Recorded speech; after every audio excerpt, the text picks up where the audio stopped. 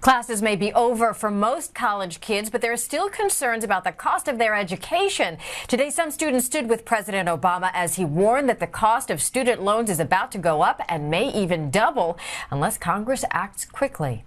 If Congress doesn't act by July 1st, federal student loan rates are set to double. And that means that the average student with these loans will rack up an additional $1,000 in debt. That's like a $1,000 tax hike. I assume most of you cannot afford that. Now, if this sounds like deja vu all over again, that's because it is. We went through this last summer. Some of you were here. It wasn't as hot. I don't think we did this event outside. But we went through this, and eventually Congress listened to all the parents and young people who said, don't double my rate. And because folks made their voices heard, Congress acted to keep interest rates low. But they only did it for a year, and that year is almost up. All right, right now I want to bring in Lauren Lister from Yahoo Finance to help us break down what the outcomes could be for families. Lauren, hello.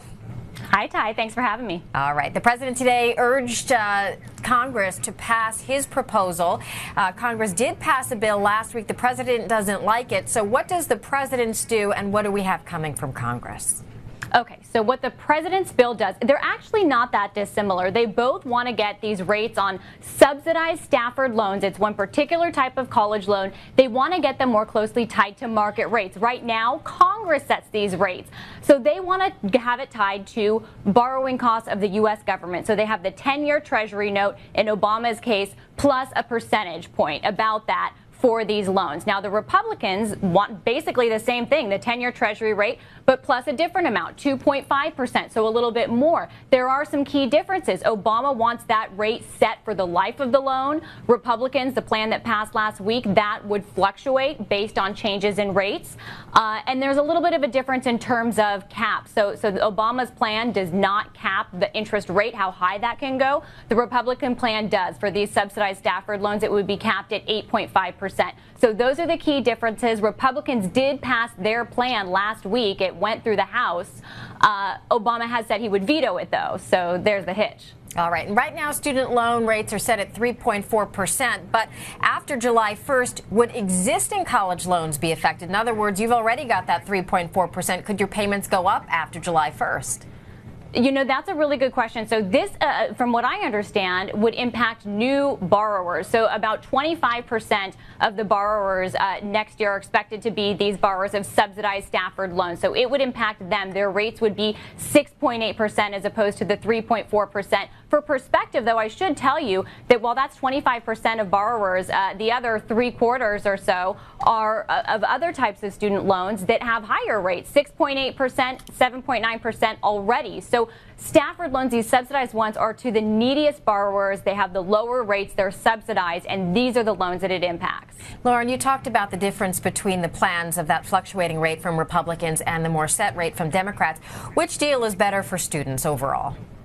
You know, I hate to tell you this and to be tricky, but I would have to say maybe neither, because one of the criticisms that we're hearing that makes a lot of sense is that this doesn't address the broader problem, which is that college costs have been rising at a rate 3 times that of inflation since the 1970s. Students, 2/3 of them borrow to finance those tuition costs.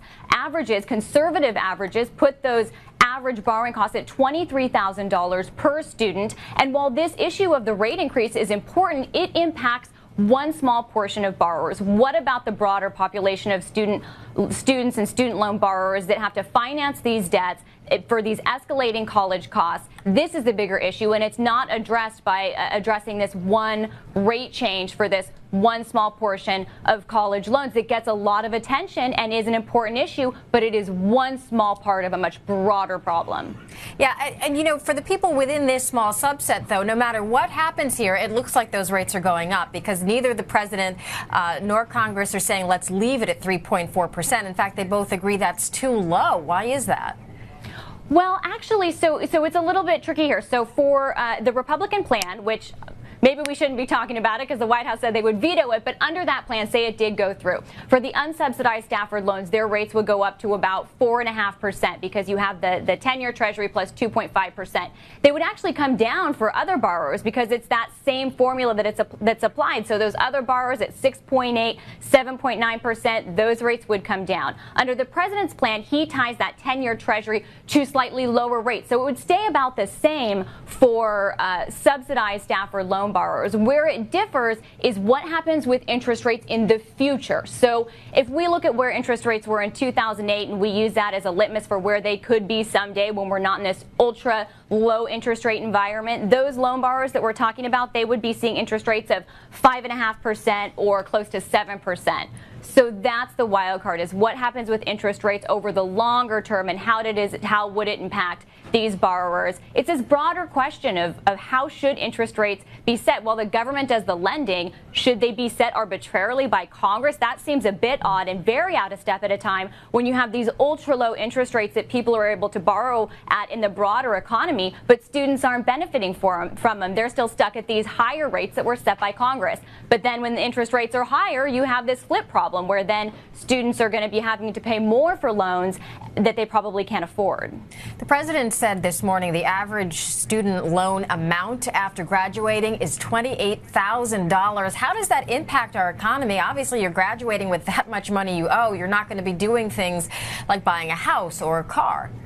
Exactly. So this is one of the concerns for the broader economy from a macroeconomic perspective, is what impact does this have on this entire generation in terms of delaying these kind of key purchases that have been a major part of the U.S. economy: buying a house, buying a car, spending money on other things that typically you would be spending on in, say, your 20s, or even when you're older, because we've seen more students go back to school to get more skills to try and be viable in this economy in terms of employment and jobs. So all of those purchases are arguably being put off as student loan debt needs to be paid down, and as those chunks are something that people are needing to focus on. So that's one of the key concerns, is the impact that this could have on the broader economy, not to mention a generation of millennials who are taking on all of this debt with the promise of a brighter future and the college education paving the way to it at a time when the unemployment market is difficult. Unemployment is elevated for everyone, but particularly for younger adults. And so this kind of promise of what you get with the college education isn't working out in every case the way that perhaps people were expecting. Yeah, it's a scary scenario. Lauren Lister, I want to thank you so much for joining us from Yahoo Finance. Thank you.